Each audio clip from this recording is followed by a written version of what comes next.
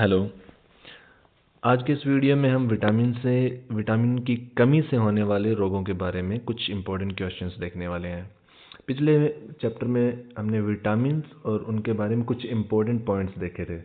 ये क्वेश्चन है जो बार बार एग्जाम्स में आते हैं, रिपीट होते हैं, कुछ इम्पोर्टेंट पॉइंट्स और इम्पोर्टेंट फैक्ट्स हैं। ठीक है, तो आपके आने वाले एग्ज़ाम, चाहे वो कोई भी गवर्नमेंट का एग्ज़ाम हो, साइंस में विटामिन्स में से क्वेश्चन आते हैं।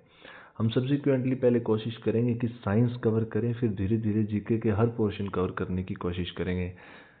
तो सबसे पहले बिना टाइम वेस्ट करें हम पहला क्वेश्चन अपना देखते हैं। विटामिन ए की कमी से होने कौन सा रोग होता है? विटामिन ए की कमी से। ठीक है, विटामिन ए की कमी से होता है नाइट ब्लाइंडनेस। नाइट ब्लाइंडनेस क्यों? क्योंकि विटामिन ए रेटिनॉल के लिए, रेटिनॉल नाम का पदार्थ होता है, रेटिनॉल हमारी आईज में, उसके फॉर्मेशन को काम करता है, जो नाइट विजन में काम आता है। अगर विटामिन ए की डेफिशिएंसी होगी तो रेटिनॉल नहीं बन पाएगा, रेटिनॉल नहीं बन पाएगा तो नाइट ब्लाइंडनेस होगी, रात में दिखेगा नहीं। नेक्स्ट क्वेश्चन पे चलते हैं। विटामिन बी1 की कमी से कौन सा रोग होता है? Vitamin B one causes which disease deficiency of vitamin B one? इसका आंसर है बेरी विटामिन बी1 की डेफिशिएंसी से होता है। नेक्स्ट क्वेश्चन है vitamin B two, deficiency of vitamin B two. Vitamin B two की डेफिशिएंसी से कौन सा रोग होता है? आंसर है क्रैक्ड लिप्स, टंग इन्फ्लामेशन। ध्यान रखना, क्रैक लिप्स यानी कि आपके जो लिप होते हैं वो क्रैक आते हैं, उनमें कटते फटते रहते हैं। और जो टंग है, टंग के ऊपर इन्फ्लामेशन क्या होता है? इन्फ्लामेशन होता है एक प्रकार की इन्फेक्शन होकर स्वेलिंग आ जाना, उसको क्या बोलते हैं? इन्फ्लामेशन बोलते हैं। तो इन्फ्लामेशन हो जाता है किसकी कमी की वजह से? टंग का बी2 की वजह से। Next question, vitamin B3 niacin की कमी से कौन सा रोग होता है? डेफिशिएंसी ऑफ बी3 कॉजेज, बताइए कौन सा रोग कॉज करता है? आंसर है प्लेगेरा। बी3 की कमी से कौन सा रोग होता है? प्लेगेरा। बहुत बार आ चुका है, बहुत बार बताया भी जा चुका है। विटामिन बी5 की कमी से कौन सा रोग होता है? डेफिशिएंसी ऑफ विटामिन बी5, जल्दी बताइए। विटामिन बी5 की कमी से होता है बर्निंग फुट में, आपके पैरों में जो जलन होती है वो किसकी कमी की वजह से होती है? विटामिन बी5 की कमी की वजह से होती है। विटामिन बी6 की डेफिशिएंसी, विटामिन बी6 की डेफिशिएंसी की वजह से क्या होता है इन चारों में से? आंसर है 4D। 4D सिंड्रोम किसको बोलते हैं? 4D सिंड्रोम बोलते हैं जिसमें डिमेंशिया, डर्मेटाइटिस, डायरिया और लास्ट में है डेथ। ये चारों इसके अंदर होने की संभावना रहती है। किसकी कमी की वजह से? B6 की वजह से ये चारों होने की संभावना रहती है। इसलिए इनमें चारों में 4D आते हैं, इसीलिए इस सिंड्रोम को क्या बोलते हैं? 4D सिंड्रोम बोलते हैं। नेक्स्ट क्वेश्चन पे चलते हैं। बायोटीन हमने पिछले लेक्चर में भी डिस्कस किया था। ब्यूटी विटामिन बोलते हैं इसको। ब्यूटी किससे होती है? स्किन से होती है। तो यानी कि B7 की कमी होगी तो रोग भी कौन से होंगे? स्किन की डिजीजेज ही होंगी।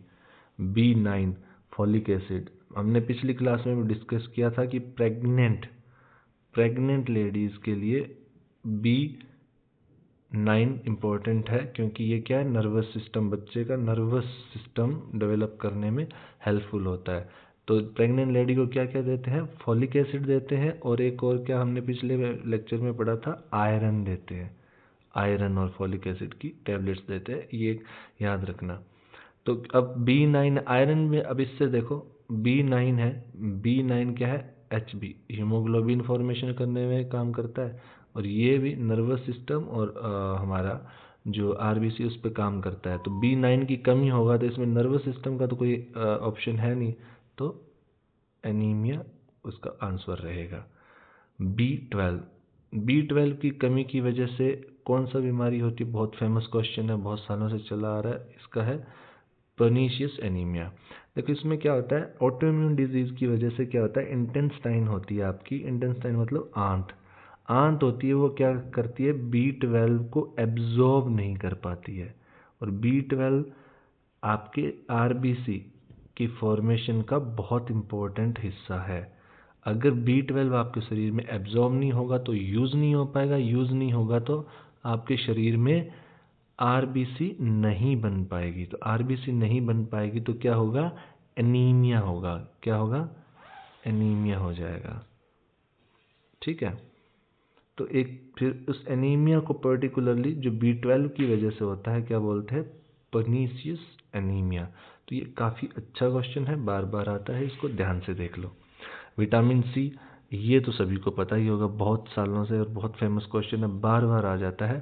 स्कर्वी, विटामिन सी से स्कर्वी, याद रखो, विटामिन सी से क्या है, स्कर्वी। विटामिन सी के सोर्स क्या है, मैंने पहले पिछली क्लास में भी डिस्कस किए थे।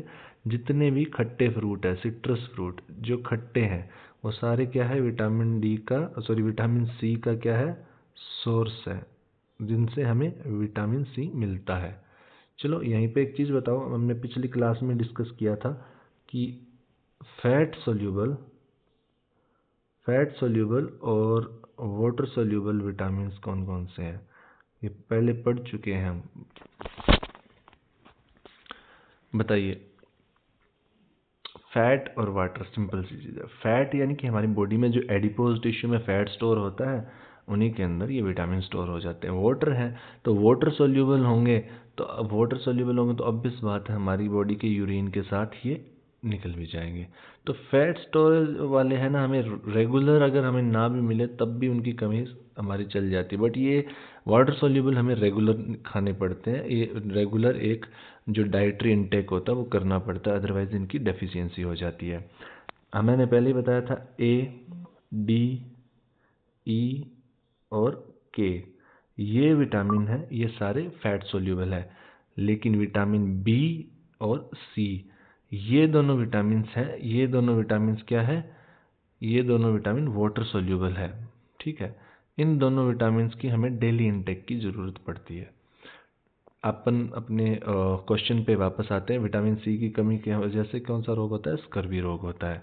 हमारा लास्ट क्वेश्चन है और बहुत इंपॉर्टेंट क्वेश्चन है, विटामिन डी की डेफिशिएंसी से कौन सा रोग होता है, रिकेट्स होता है।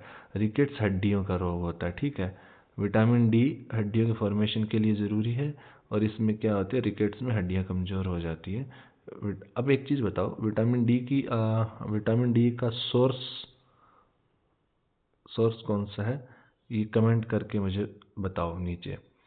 और आपसे आपने अगर यहाँ तक ये वीडियो देख लिया है तो मैं आपसे कहूँगा कि आपको नेक्स्ट किस टॉपिक के ऊपर लेक्चर चाहिए, वो आप नीचे कमेंट में मेंशन कर सकते हो। आप अपने डाउट्स कमेंट में मेंशन कर सकते हो, या फिर आपको जो भी पूछना है आप कमेंट्स में मेंशन करना। हम कोशिश करेंगे कि आपके सभी डाउट्स को कंसिडर करते हुए एक अगला लेक्चर बनाएं।